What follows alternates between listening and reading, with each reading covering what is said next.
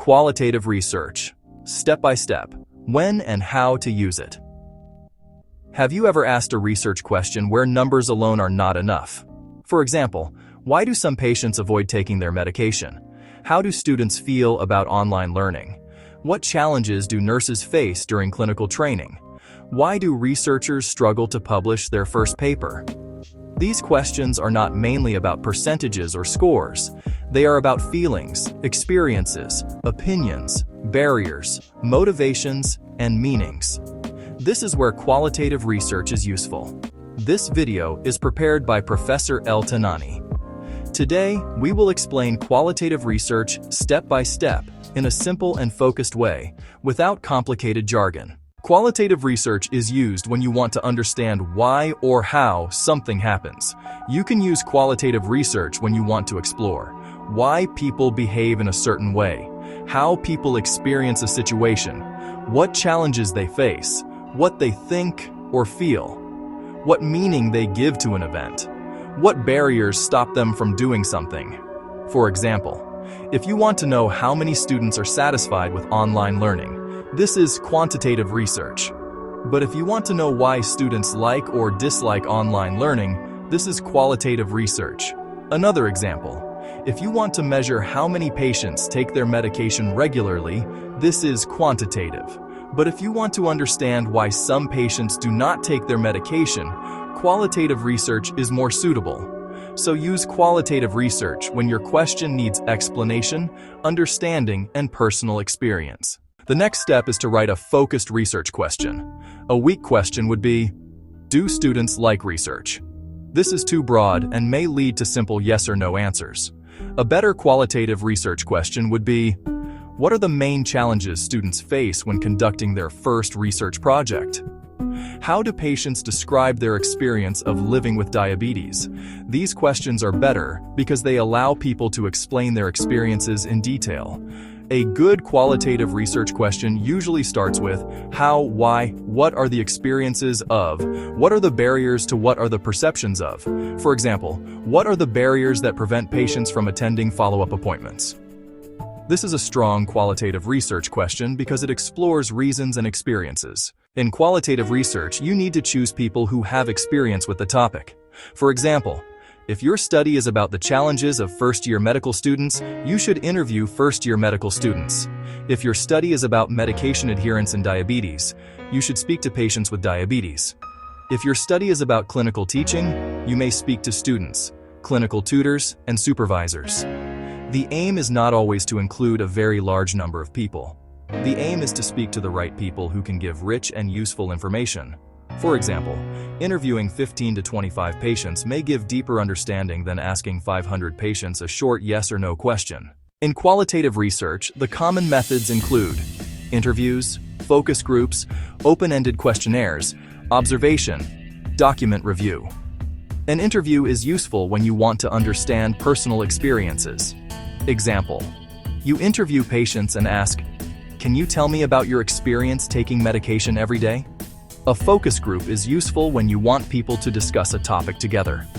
Example, you bring 6 to 8 students together and ask, "What challenges do you face when learning research methods?" An open-ended questionnaire allows people to write their own answers. Example, what was the most difficult part of your clinical training? Observation is useful when you want to see what happens in real life. Example, you observe how students interact during a simulation class. Choose the method that best answers your research question. Step 5. Prepare simple and open questions. In qualitative research, your questions should encourage people to speak freely. Avoid questions that only give yes or no answers. For example, instead of asking, "Do you like online learning?" ask, "Can you describe your experience with online learning?" Instead of asking, "Was the workshop useful?" ask, "What did you find useful or not useful about the workshop?" Instead of asking, "Do you take your medication regularly?" ask, "What makes it easy or difficult for you to take your medication every day?" Good qualitative questions allow people to explain their thoughts in their own words. Step 6. Collect the data ethically. Before collecting information, ethics are very important. Participants should know the purpose of the study. They should understand that taking part is voluntary. They should know they can stop at any time. Their names and personal information should be protected. For example, if you interview students, they should feel safe to speak honestly and know that their answers will not affect their grades. If you interview patients, they should know their medical care will not be affected by their decision to participate or not participate. Ethical research protects people and builds trust. After interviews or focus groups, you need to organize the information carefully. With permission, you may record the interview. Then you write the spoken words into text. This is called a transcript. I know the medicine is important, but sometimes I forget because I am busy with work. I stop taking the medicine when I feel better. These statements are very useful because they show real reasons behind behavior. After collecting the information, you organize the answers so you can study them carefully. Now you start analyzing the information. In simple words, you read the answers and look for repeated ideas. For example, if you interview patients about why they miss medication, you may find repeated ideas such as forgetting doses, side effects, cost of medication, lack of understanding, feeling better and stopping treatment, family or work pressure. These repeated ideas are important because they show common patterns in people's experiences. After finding repeated ideas, you group them into larger themes.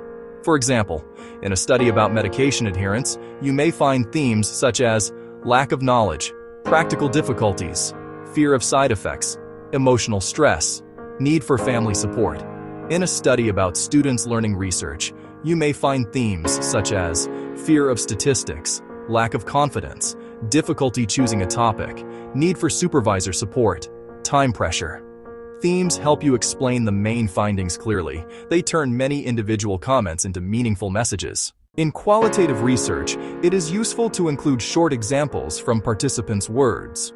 For example, I wanted to start my research project, but I did not know how to choose a good question. I stopped the medication because I thought I was cured when my symptoms improved. These examples make the findings more real and meaningful. After identifying the themes, you explain what they mean. For example, if many students say they are afraid of statistics, your conclusion may be, students need more practical and supportive training in basic statistics.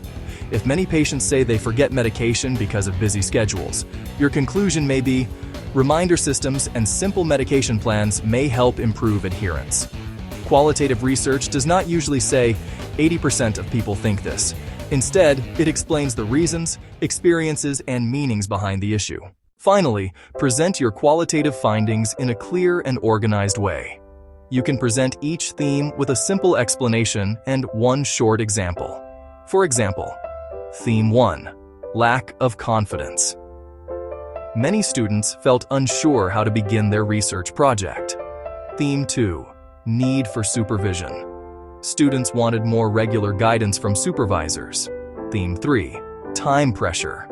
Students found it difficult to balance research with coursework. This makes your findings easy to understand and useful for decision-making. To summarize, use qualitative research when you want to understand people's experiences, opinions, feelings, barriers, and motivations. Start with a clear research question. Choose the right participants. Use interviews, focus groups, observations, or open-ended questions. Ask simple and open questions. Collect the information ethically. Look for repeated ideas. Group the ideas into themes. Use participant examples. And explain what the findings mean. Qualitative research is powerful because it helps us understand the human side of research. Not only what happens, but why and how it happens. This video was prepared by Professor El-Tanani. If you found this video useful, please subscribe to the channel to stay updated with future videos.